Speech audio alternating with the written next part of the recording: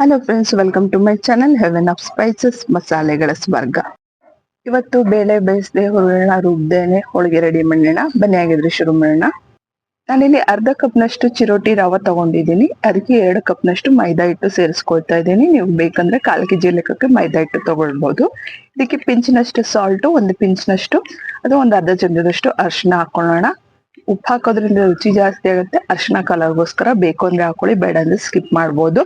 1 ಚಮಚದಷ್ಟು ಎಣ್ಣೆ ಅಥವಾ ತುಪ್ಪ ಹಾಕೊಂಡು ಸ್ವಲ್ಪ ನೀರನ್ನ ಹಾಕೊಂಡು ಇದನ್ನ ಚಪಾತಿ ಹಿಟ್ಟಿಗಿಂತ ಸ್ವಲ್ಪ ಮೆತ್ತಿಗೆ ಕಲಿಸ್ಕೊಳ್ಬೇಕು. ಚಪಾತಿ ಹಿಟ್ಟಿನ ತರ ಗಟ್ಟಿ ಇರಬಾರ್ದು, ಮೆದು ಇರಬೇಕು. ತಳಕ್ಕೆ ಸ್ವಲ್ಪ ಎಣ್ಣೆ ಸವರಿ ಒಂದು ಬಟ್ಲಲ್ಲಿ ಇದನ್ನ ನೆನೆದಕ್ಕಿಡೋಣ. ಈಗ ಇದಕ್ಕೆ ಬೇಕಾಗಿರೋಂಥ ಹೂರ್ಣ ರೆಡಿ ಮಾಡ್ಕೊಳ್ಳೋಣ. ಅದಕ್ಕೋಸ್ಕರ ನಾನು ಒಂದು 1/4 kg ಬೆಲ್ಲನ ಕುಟ್ಟಿ ಪುಡಿ ಮಾಡ್ಕೊಂಡಿದ್ದೀನಿ. ಇದಕ್ಕೆ 1 ಲೋಟದಷ್ಟು ನೀರನ್ನ ಸೇರಿಸ್ಕೊಂಡು ಈ ಬೆಲ್ಲನ ಕರಗಿಸ್ಕೊಳ್ಳೋಣ. ಪಾಕ ಬರೋ ಅವಶ್ಯಕತೆ ಇಲ್ಲ, ಜಸ್ಟ್ ಬೆಲ್ಲ ಕರಗಿದ್ರೆ ಸಾಕು. ಬೆಲ್ಲದಲ್ಲಿ ಏನಾದ್ರು ಕಸ ಇದ್ರೆ ಸೋಸ್ಕೊಳಕ್ ಅನುಕೂಲ ಆಗುತ್ತೆ ಅಂತ ಅಷ್ಟೇ. ಬೆಲ್ಲ ಕರಗಿದ ನಂತರ ಇದನ್ನ ನಾವು ರೋಸ್ಟ್ ಮಾಡ್ಕೊಂಡಿರೋಂಥ ಹಿಟ್ಟಿಗೆ ಸೇರಿಸ್ಬೇಕು. ಅದಕ್ಕೋಸ್ಕರ ನಾನಿಲ್ಲಿ 4 ರಿಂದ 5 ಟೇಬಲ್ ಸ್ಪೂನ್ ಅಷ್ಟು ತುಪ್ಪ ತಗೊಂಡಿದ್ದೀನಿ. ಅದಕ್ಕೆ 1/4 kg ಅಷ್ಟು ನಾನಿಲ್ಲಿ ಹಸಿ ಕಡ್ಲಿ ಹಿಟ್ಟು ತಗೊಂಡಿದ್ದೀನಿ. ಇದನ್ನ ಮೀಡಿಯಂ ಉರಿಯಲ್ಲಿ ಕಂಪು ವಾಸನೆ ಬರೋವರೆಗೂ ನೀವು ಹುರ್ಕೊಳ್ಳಿ. ಆವಾಗಲೇ ಏನು ನಾವು ಬೆಲ್ಲ ರೆಡಿ ಮಾಡ್ಕೊಂಡಿದ್ವಿ, ಆ ಬೆಲ್ಲದ ನೀರನ್ನ ಇದಕ್ಕೆ ಸೇರಿಸ್ಕೊಳ್ಳೋಣ. ಸೋಸ್ಕೊಳ್ಳೋದ್ರಿಂದ ಏನಾದ್ರು ಕಸ ಇದ್ರೆ ಬರುತ್ತೆ ಅನ್ನೋ ರೀಸನ್ಗೋಸ್ಕರ ಅಷ್ಟೇ.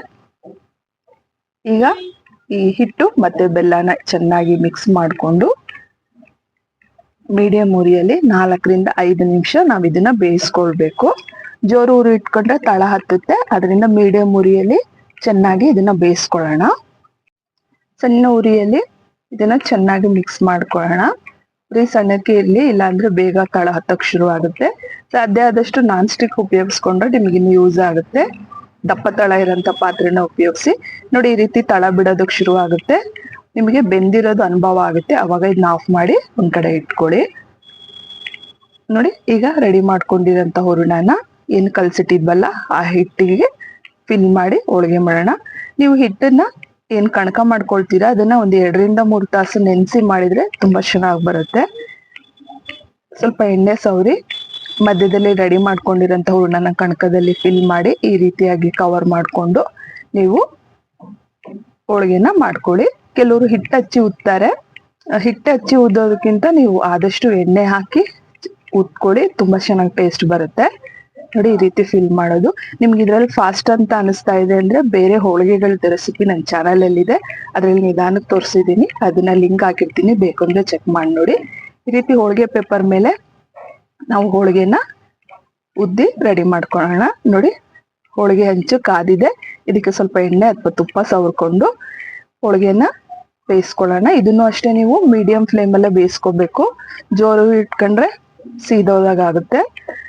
2 ಸೈಡು ತುಂಬಾ ಚೆನ್ನಾಗಿ ಬೇಯಿಸ್ಕೊಂಡು ನೀವು ಇದನ್ನ ತಕೊಳ್ಬಹುದು. ನೀವು ಇದಕ್ಕೆ ಕಾಯಿ ಹಾಲು ಬೇಕಾದ್ರೂ ಮಾಡ್ಕೊಳ್ಬಹುದು ಅಥವಾ ತುಪ್ಪದ ಜೊತೆ ಸರ್ವ್ ಮಾಡ್ಬೋದು. ಖಂಡಿತ ಮನೇಲಿ ಟ್ರೈ ಮಾಡಿ ನೋಡಿ, ಹೇಗ್ ಬಂತು ಅಂತ ತಿಳಿಸಿ.